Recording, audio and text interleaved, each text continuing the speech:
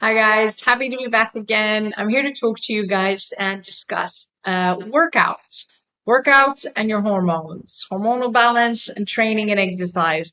How do they all work together and come together? So recently I've had a number of people contact me and they are all contacting me with regarding hormonal imbalance.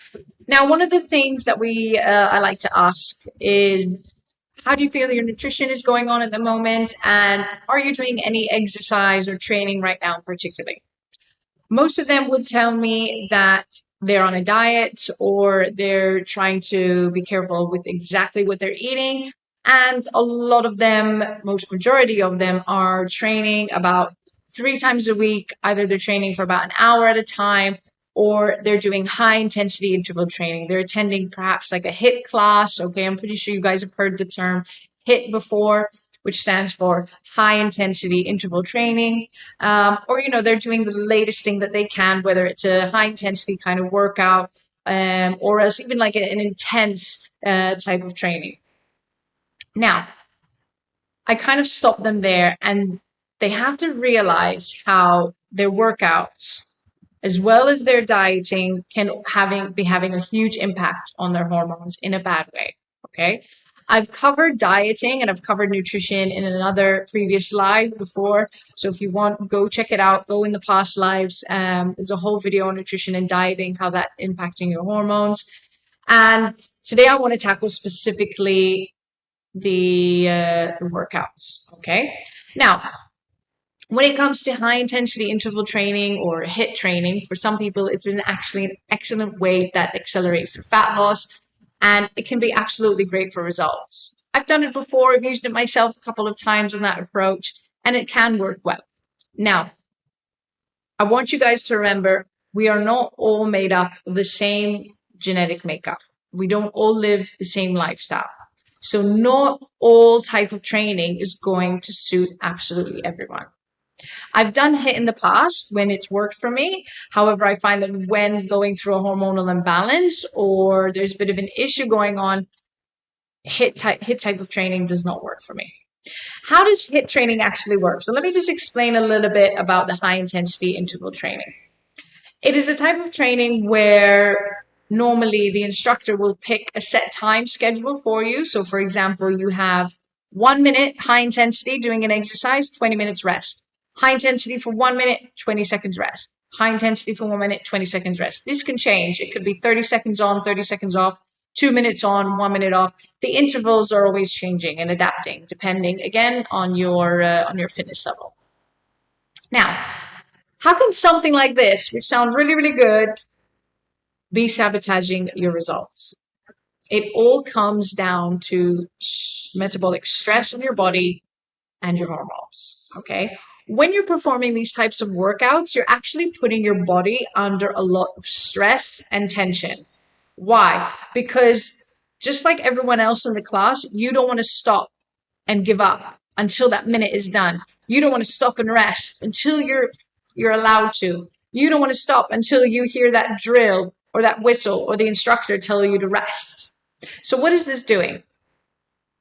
You're putting your body under more stress. You're putting your body under more tension because you want to get through that minute. You want to get through your intervals.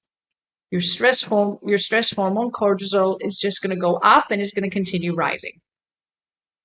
Now, remember, cortisol is a fat storing hormone, not a fat burning one. So you're initially going to the class and doing this type of training to burn fat. However, what you're actually doing during the session, you may be burning calories, but what you're doing during the session is because you're causing more metabolic stress and increasing your cortisol, you're putting your body in fat storing mode. And it's going to stay in fat storing mode, not just during the workout, but even after the workout is done.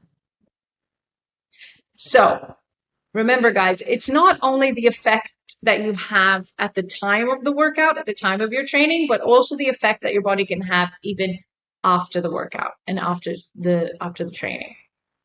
So the more stress we have, the more cortisol we're going to have, which means you remain with that fat storing mode. Remember, stress can come from all aspects. We could have a stressful day at work, go home, have a stressful period with the kids, and then go and do a stressful metabolic workout. Stress, stress, stress, continuous stress, cortisol, cortisol, cortisol. And then comes dinner, and we're going to calorie restrict as well, causing metabolic stress on the body because we're not eating efficiently. So do you see how something that you think is good or should have a positive impact on your body and on your results can actually be sabotaging your results? Because you're not looking at it from a hormonal perspective. You're looking at it from, I want to restrict calories, I want to burn calories, therefore I'm going to burn fat. No. If you are restricting too many calories, if you are not working on your cortisol and you're going to remain in fat storing mode, no matter how much you train, no matter how much you exercise. So many females, they come to me and they tell me, oh, I've tried this diet, I'm exercising, I'm training, I'm working really hard on my workouts, I'm really bumped up my sessions, but yet I don't seem to be getting any results. Why? Because you're coming from a dieter's mindset. You're coming from the mindset that more equals better. More calorie burning equals better. More exercise equals better. You're not coming from a hormonal perspective. So for those people who lead a high stressful life, be it at work, be it home, or just life in general, they don't all manage to handle stress as well as others. Remember, we all are a different genetic makeup. So if we all have a different lifestyle, someone can be able to handle a certain amount of stress better than me. And that's okay, but we're all different. So what works for them might not work for me. And the same approach comes to when it comes to exercise. One size does not fit all. So someone who doesn't handle the stress levels so well are actually prone to having high cortisol levels. So this type of high intensity training, it will only enhance your stress hormone and your cortisol level even more, putting your body under more pressure and under more stress in order to perform. This is why you will not get the same fat loss results or results in general as someone else who's doing this type of training. So again, I'm not saying this training is bad. I'm not saying it's not going to work. But if you suffer from a hormonal imbalance or high amount of stress or high cortisol, then this type of training is not ideal for you. Okay? If this sounds like you, what are you going to do? Should you still exercise? Of course, you should still exercise. However, you need to have a more rest-based approach when it comes to your exercise. So you still get pushed. You push as far as you can. You push as many reps as you can or as hard as you can, but you stop and rest when you need to. Not when the instructor tells you, not when you hear the drill, not when you hear that whistle blow, not at a set amount of time.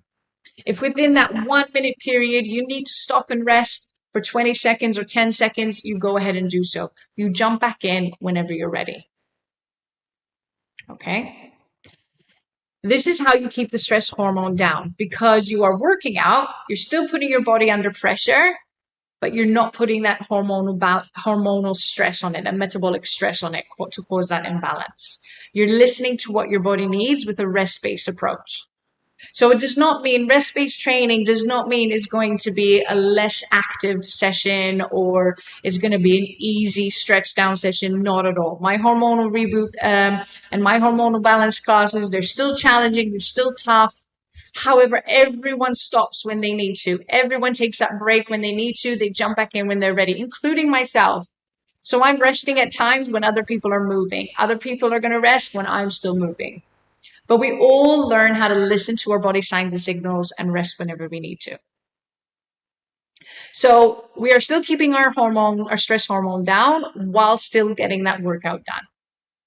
So it is not a free pass just to take it easy and linger in the workout. No. We've got 30 minutes in my sessions and my specific hormonal balance exercise sessions. We've got 30 minutes and we're going to utilize that 30 minutes to the full. Believe me. And 30 minutes is all you need because you're going to walk out feeling completely worked out from head to toe. This is a pass to working out so hard that you're going to feel completely out of breath. You're going to feel completely out of it. Some people go so high on their intensity that it makes them feel ill, nauseous, and they feel like throwing up after a workout. That causes a complete hormonal imbalance for you. That causes a lot of stress in your body. Exercise is supposed to be fun. You're supposed to enjoy it. It's supposed to kick in those good endorphins, okay? Not that nauseous feeling, all right?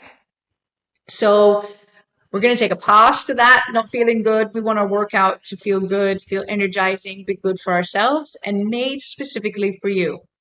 That is what I tell my clients when it comes to this class. You push until you can't push anymore. You rest until you need to. What is this going to do? It's going to make you perform better. It's going to improve your posture and technique. You're going to reduce injuries. And automatically in your mindset, you know, I'm going to push hard because I've only got 30 minutes, so I'm going to push. And I know I can rest whenever my body needs to. How do you know you need to rest during your workout? You start to feel shaky, breathlessness, overheating, extreme heaviness with the weights or exercise. Okay, the B's and H's, I like to call them, that burning sensation. Once it reaches to a certain point, stop and rest. Rest 5 seconds, 10 seconds, 20 seconds. Your rest periods as you get stronger and fitter will become shorter. Grab that sip of water. Join back in whenever you're ready to. But you're not going to be exercising to the point of exhaustion or feeling sick. You get back into the training game as soon as you're ready. What does this do? The rest, the listening to your body, that is going to increase and bring out your fat burning hormones, not your fat storing ones, your fat burning hormones, your testosterone, your human growth hormone. This is your anti-aging hormone, guys. It's the hormone you want in your corner. All right. It's very important. We're going to bring out those fat burning hormones, and we are going to stay in fat burning mode up to 48 hours after the workout is done and complete. That is the difference between thinking, instead of calorie burning, thinking I'm going to work out aiming for hormonal balance, because you want to stick to staying in that fat burning mode even after the workout is done and dusted and ready. Again, guys, this is what I work on with my hormonal balance classes. Please get in touch with me, okay? If you'd like any more information. The classes are 30 minutes. They're available online. They're available in studio. They're available in recordings. If you guys would like to manage them in your own session, your own time, all you need is a mat and a pair of weights. That is it. Hormonal balance, training and exercising specifically for you and achieving that fat burning mode that we talked about. And you're probably wondering, is 30 minutes enough? 30 minutes is enough for your session. Yes, like I said, we're going to utilize those 30 minutes really good. And then to complement your workouts, okay, you can do these 30-minute workouts 2 to 3 times a week. To complement that, I tell my clients, go for a leisure walk.